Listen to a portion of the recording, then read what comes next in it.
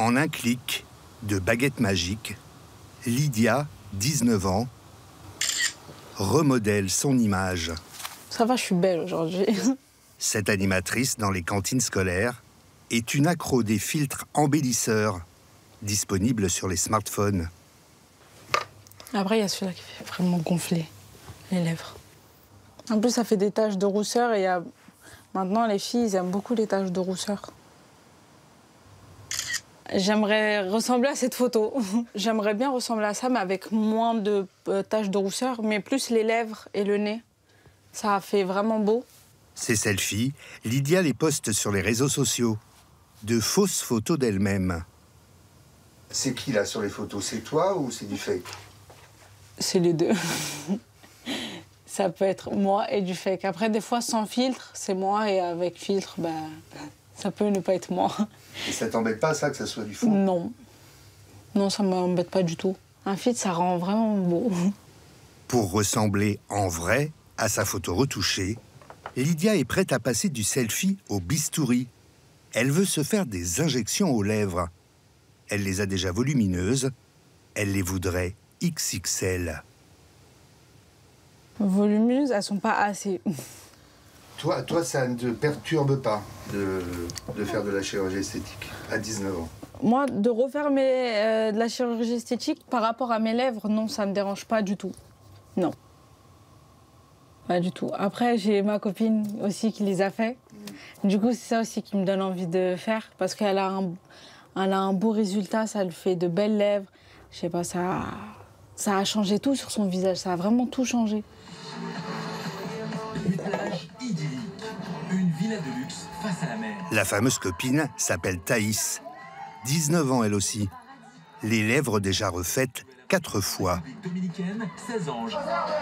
Les vacances des anges, work hard, play hard. Ça commence maintenant. Leurs modèles de beauté sont les stars de la télé-réalité. Les deux copines connaissent tout de leurs opérations de chirurgie esthétique. Je suis trop triste. Je suis trop triste. Avant, elle était pas si belle que ça, mais depuis qu'elle s'est fait refaire les pommettes, elle est devenue trop belle. Ouais. C'est les pommettes qui ont tout réussi sur elle. Un univers fake, uniformisé, botoxé, mais qui plaît à Lydia et sa copine. Ils sont beaux ensemble.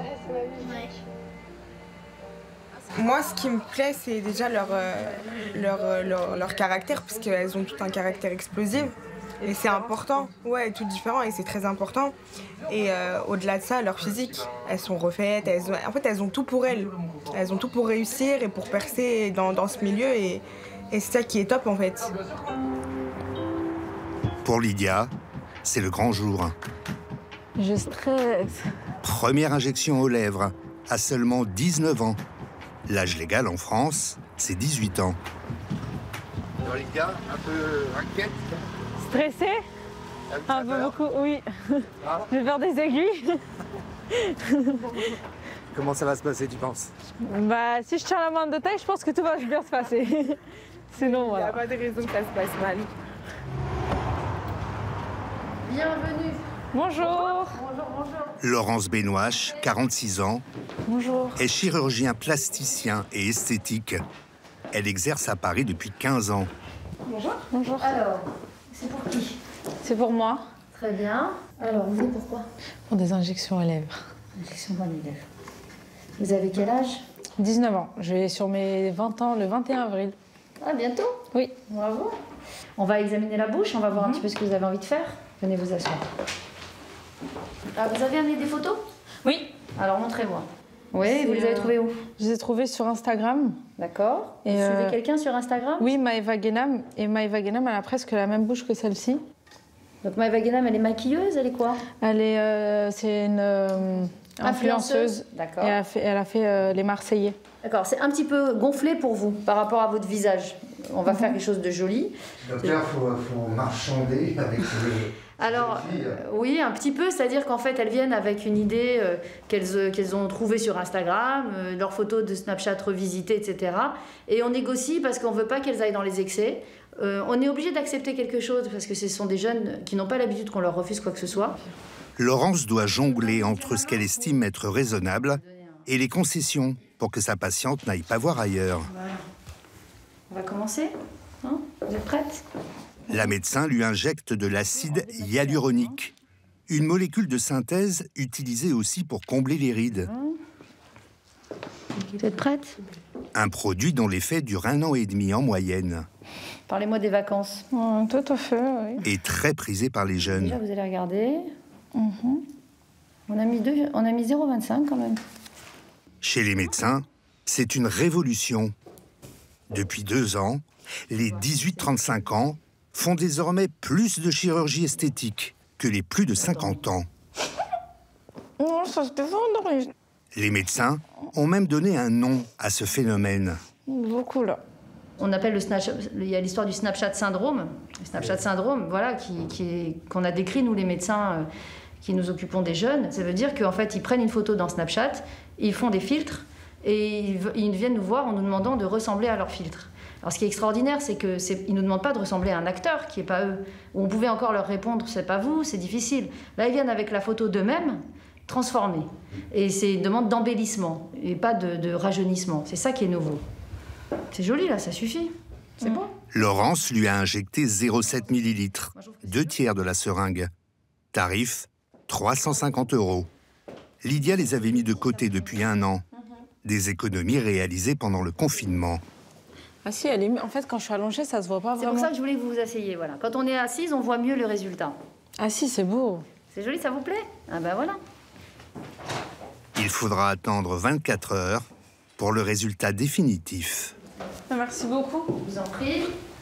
Allez, je vous ouvre la porte. Merci. Au revoir. Merci, au revoir.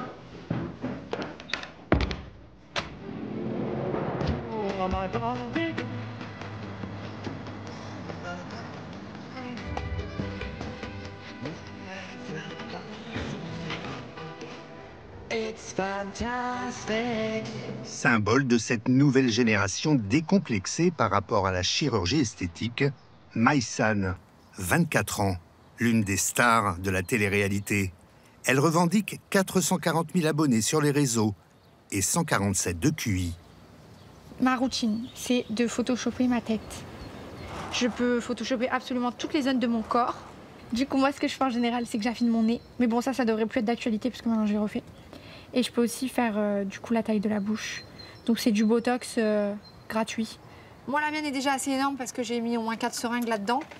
Donc, je vais la laisser telle qu'elle.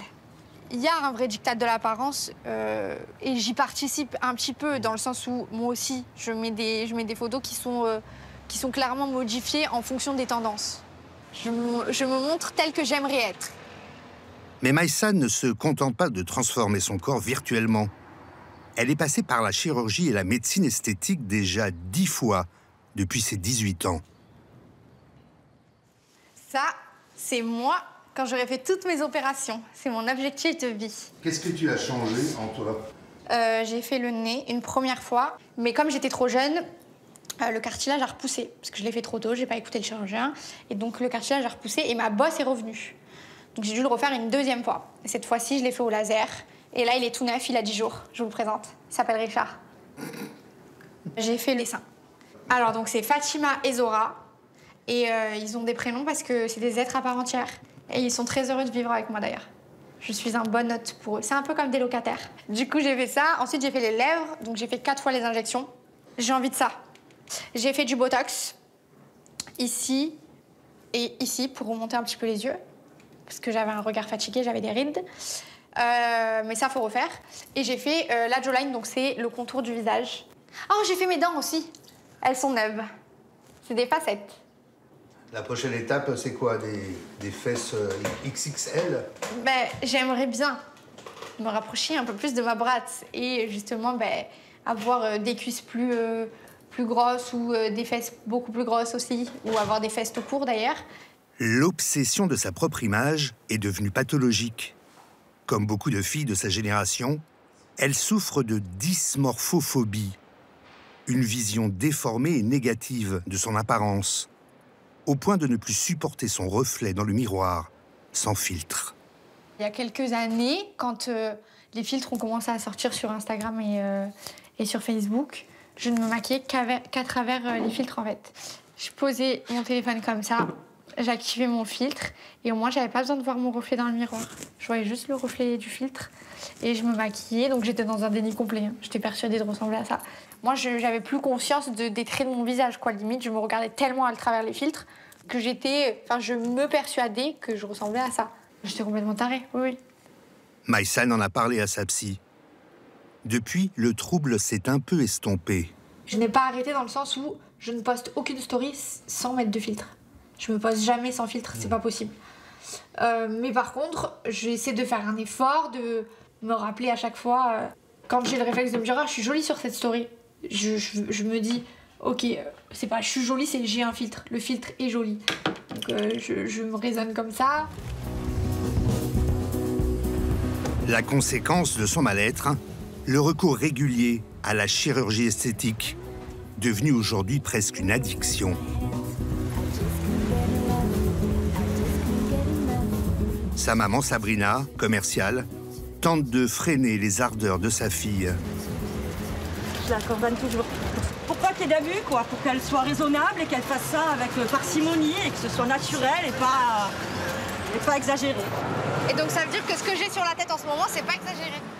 Enfin non, parce que des fois, elle a grugé et elle y est allée sans moi, sans me dire. Hein. Ça arrivé une fois. C'est arrivé une fois, donc c'était peut-être la fois de trop.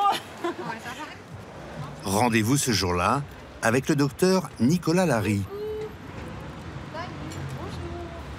Maïsan, bonjour. Bonjour. Allez, venez, je vous laisse rentrer.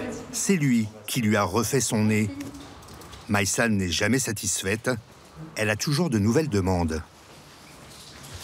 Allez-y, installez-vous. Clac. Je voulais refaire ma jawline parce que j'ai l'impression que c'est parti, mais c'est à vous de me dire. On peut faire un tout petit peu l'angle, ouais. Cool. La partie antérieure, non, c'est bien. Le menton, c'est bien. Ouais, l'angle un peu plus, légèrement. Je mets mon botox. Regardez, mérite. Alors, on fera un petit complément aujourd'hui. Après, il faut pas non plus trop abuser du botox à 23, 24 ans. Hein. Du botox à 24 ans, c'est pas un peu jeune? Alors, c'est très jeune, en effet. Il faut sous-doser complètement les points pour pas créer justement une dépendance à ce produit. Le risque, je dirais qu'il est plus psychologique, c'est d'ultra focaliser sur un petit défaut qui peut s'amplifier avec le temps et ensuite de se pourrir la vie avec ce défaut qui finalement est insignifiant pour le commun des mortels, mais qui, pour le patient, va créer un complexe majeur. Est-ce que vous pensez que je dois faire mes pommettes aussi, comme ça? Non. Pourquoi? Hors de question. D'accord. Je vous avais dit que des fois, il me dit non. Souvent, d'ailleurs. Moi, j'essaye d'avoir un résultat qui est toujours naturel et pas finir avec des lèvres énormes, des angles de mâchoire énormes, des caricatures de beauté qui sont finalement très laides quand on les sort du contexte des filtres et qu'on les voit dans la nature. Ferme dans le discours, mais dans les faits, le médecin va accéder à la quasi-totalité des demandes de Maïsan. Moins stressé là, ça va? Oui, ça va. J'ai l'habitude. Soulève un tout petit peu la tête. N'en déplaise à sa mère. Bien sûr que j'ai peur que ça devienne une addiction et c'est pour ça que j'essaye de contrôler un peu. Parce qu'on est vite addict à la chirurgie esthétique. Surtout à cet âge-là. Et voilà, et du coup, ça devient... elles en perdent leur naturel, en fait. Je crois que c'est mon truc préféré, la mâchoire. Aujourd'hui, médecins et chirurgiens esthétiques piquent, botox, opèrent, principalement des filles. Mais un nouveau marché émerge, les garçons, chez qui le sujet n'est plus forcément tabou.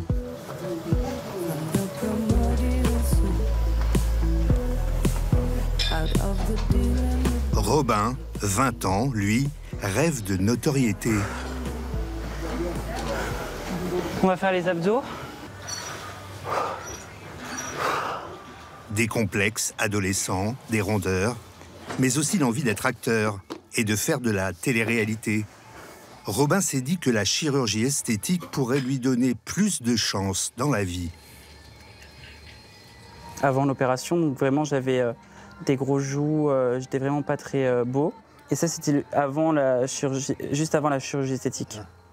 Voilà, donc là on voit bien un gros bidon, des seins, un double menton. À 18 ans, il enchaîne 3 opérations le même jour.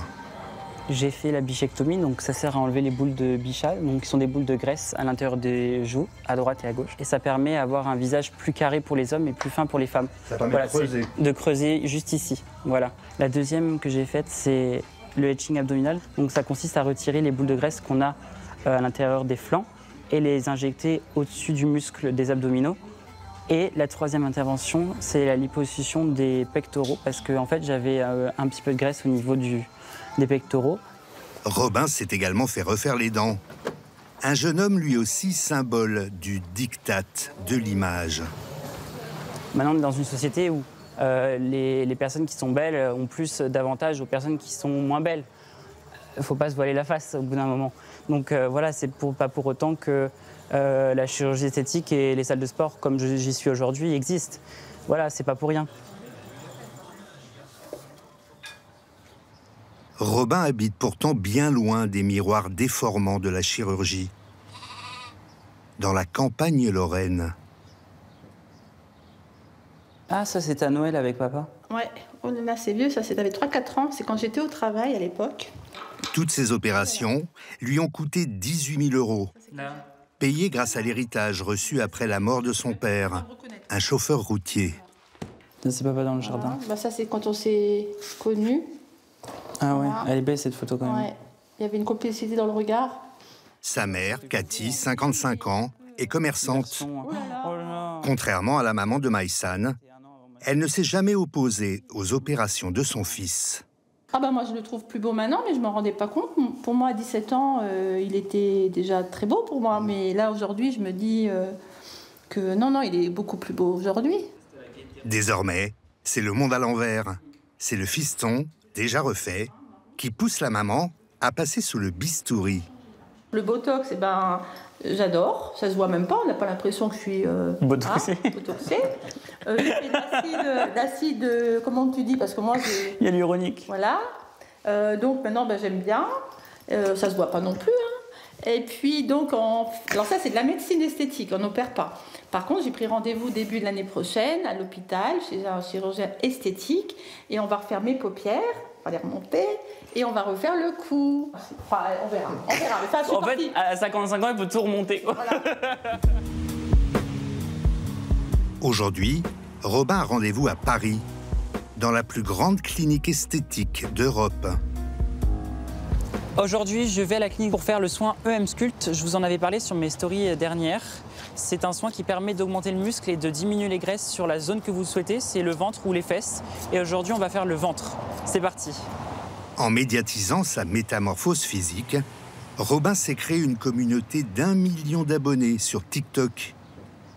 Une aubaine pour cette clinique qui se sert de lui comme tête de gondole pour faire sa pub et attirer les plus jeunes. Bonjour. Comment allez-vous? Ça va et vous? Ça va parfaitement depuis. Ce serait pour mon rendez-vous EM Sculpt et ce serait pour voir Jessie. Cet établissement travaille en partenariat avec une centaine d'influenceurs et de blogueurs. Robin s'y rend au moins une fois par mois. Très bien. Merci beaucoup. D'accord. Cette séance, pour redessiner les abdos, coûte normalement entre 400 et 500 €. Mais Robin ne va rien payer. En échange, il a l'obligation d'en faire la publicité sur son compte. Donc là, j'écris le nom de la clinique. Comme ça, les gens peuvent aller directement sur leur Instagram. La position, comme ça, les gens aux alentours peuvent voir. Et ça se trouve, il y a peut-être des gens qui sont aux alentours en train, par exemple, de boire un café. Et tout d'un coup, ils voient aux alentours ça. Ça se trouve, ils vont peut-être venir à la clinique pour poser des questions. On ne sait jamais. Et ensuite, j'ai plus qu'à poster ma story. Voilà. Pour des questions d'éthique, la loi interdit la publicité pour les actes médicaux. Mais la clinique joue sur une ambiguïté. Rien ne lui interdit de faire la promotion des soins esthétiques et de proposer ensuite à ses nouveaux clients des opérations plus lourdes. Ça nous apporte de la patientèle jeune par rapport à avant où on avait le cliché des femmes un petit peu âgées qui venaient faire du botox, de l'acide hyaluronique, etc. Donc c'est vrai que maintenant on en a pour tous les âges, c'était plus du tout un sujet tabou comme avant. Avec le confinement, merci beaucoup. Et des Français constamment face à leur image en visio, la demande en chirurgie esthétique a explosé, plus 20% en un an. Le marché représente aujourd'hui 10 milliards d'euros dans le monde. Un business tellement lucratif qu'une économie parallèle s'est développée. Sur Instagram, des centaines de comptes proposent des injections aux lèvres à moins de 200 € au lieu de 400 en général. Idem pour le nez. Mais qui se cache derrière ces injectrices clandestines? Notre premier contact est une jeune femme de 25 ans. Elle nous a donné rendez-vous dans une cité de la banlieue parisienne. Du coup, t'es à quel étage? Ah, salut. Surprise, ce n'est pas un cabinet d'esthétique, mais l'appartement de ses grands-parents. Ah, d'accord, ok. Bonjour. C'est ton grand-père? Oui. D'accord. Non, il n'y a vraiment pas aucun souci. Celle que nous appellerons Sonia nous emmène dans une chambre. J'ai jamais fait, c'est la première fois, je t'avoue, je suis un peu flippée. Non, franchement, t'inquiète pas, vraiment. Est-ce que tu peux m'expliquer un peu d'abord comment ça va se passer J'en fais 15 tous les jours, vraiment t'inquiète pas. Légalement, seul un médecin a le droit de pratiquer ces injections. Sonia n'a aucun diplôme. Elle prétend avoir été formée en Turquie par son oncle chirurgien. Je suis turque, moi, de base. D'accord. J'étais assistante là-bas pendant quasiment un an, je suis en alternance, donc en vrai, pas en France, parce qu'en France, c'est interdit, tu vois. Ouais. Mais je suis autorisée à faire ça. D'accord. C'est mon oncle qui est diplômé qui m'a formé. Du coup, je passe par lui pour toutes les commandes. D'accord. Moi, c'est interdit d'avoir en aussi grande quantité. D'accord. Le produit qu'elle nous présente, seuls les médecins ont le droit de l'acheter. C'est un acide hyaluronique qui se met davantage dans les pommettes que dans les lèvres. La fausse injectrice essaie de nous rassurer. Vraiment, je te jure, des filles, j'ai déjà en faire, je te jure, 2-3 000. 2-3 000 déjà? Je m'en même pas. J'en ai fait vraiment énormément. Et du coup, c'est devenu ton taf en fait? Ouais, c'est mon taf. C'est vraiment d'accord. Tous les jours. T'en fais tous les jours. T'as pas peur de te faire choper ou un truc comme ça? Non, parce que j'ai des clientes policières et tout. D'accord. Ouais, non, j'ai des clientes policières. Tant que j'ai aucun souci avec aucune cliente, pourquoi je... elle va dire quoi, la fille, elle va peut-être contre quoi, tu vois? Tant que t'as des clientes qui sont bien, y a pas de raison, quoi. Tu risques rien, en fait. Bah oui. D'accord. Bah oui, y a aucun souci. Mais Il s'agit pourtant d'exercice illégal de la médecine. Sonia risque 2 ans de prison et 30 000 € d'amende. Bon. Tu vas aller, ouais, je vais aller voir ma sœur. Je vais lui dire, on a dit 200 €. Ouais, c'est ça. Merci beaucoup. Hein. Salut, ciao. Nous prétextons d'aller récupérer de l'argent pour partir, sans se faire piquer. Rendez-vous suivant, situation croustillante. Celle que nous appellerons Émilie nous accueille carrément dans sa résidence universitaire. Tu es étudiante en quoi? En droit. En droit? La médecine avant, donc... D'accord, ok. Ça sort pas de nulle part. D'accord, ok. Donc ça porte mon poste, tu veux. Allez, donc ta chambre d'étudiante, c'est salon d'esthétique, quoi. Ouais. Pour nous mettre en confiance, la jeune fille enfile une blouse blanche. D'accord. Elle dit avoir acheté ses produits sur Internet et pratique une médecine esthétique sans limite. Après, moi, je m'adapte vraiment à ce que me demandent mes clientes. Je sais qu'il y en a qui me disent fais-moi une boule de canard. Je leur dis ça va pas être super moderne, mais voilà. Genre, si jamais j'ai un problème, concrètement, je fais quoi? Parce que... Bah, si vraiment t'as un problème urgent, que tu vois que ça commence à faire un peu une inflammation ou quelque chose, le mieux c'est que tu ailles directement chez le médecin. Ça va être le plus efficace, le plus rapide, tout ça. Ça dépend aussi de la base. Des lèvres mutilées à cause de ces injectrices clandestines, les médecins en voient de plus en plus souvent dans leur cabinet. Pour Sarah, 21 ans, les choses ont mal tourné. Influencée, elle aussi, par ses filtres, cette mère célibataire sans emploi décide de refaire ses lèvres il y a 1 an. Je cherchais sur les réseaux sociaux quelqu'un qui faisait les injections de lèvres, etc. Et j'ai trouvé une personne en fait, qui me suivait sur les réseaux sociaux. Et j'ai vu qu'elle avait pas mal de followers. Donc du coup, déjà, ça m'a rassurée. Donc là, ici, elle avait mis son flyer. Donc ouais, mais c'est pris 1 ml c'est 150 €. Donc je l'ai laissé faire, etc. Elle me dit, attends, bouge pas, là t'as une mini bosse au niveau du nez, parce que là il te reste encore du produit, est-ce que tu veux que je t'injecte un petit peu au niveau de là? C'était vraiment au niveau de là. Je l'ai regardé et tout, j'ai dit, ok, mais ça fait quoi si vous allez injecter? Elle me dit, bah, vous allez voir, ça va rallonger votre nez. Bon, je l'ai laissé faire. Je crois 2 semaines après, là c'est catastrophe totale. Une bouche comme ça. Mon nez, il a triplé de volume. Mon menton déformé. Sarah consulte un chirurgien. Diagnostic, ses lèvres sont infectées. Elle risque la nécrose.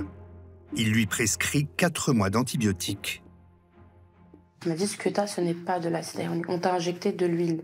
De l'huile, ouais. Il m'a dit de l'huile de coco. Et en fait, j'étais choquée parce que le chirurgien m'explique en fait que maintenant, il y a des charlatans qui peuvent injecter tout et n'importe quoi. Donc, on peut injecter de l'eau, du sérum physiologie, on peut injecter tout. Et son état va encore empirer. Il y a un soir où j'étais en train de parler justement avec mes abonnés et d'un coup, en fait, vous savez, j'avais comme des cloques.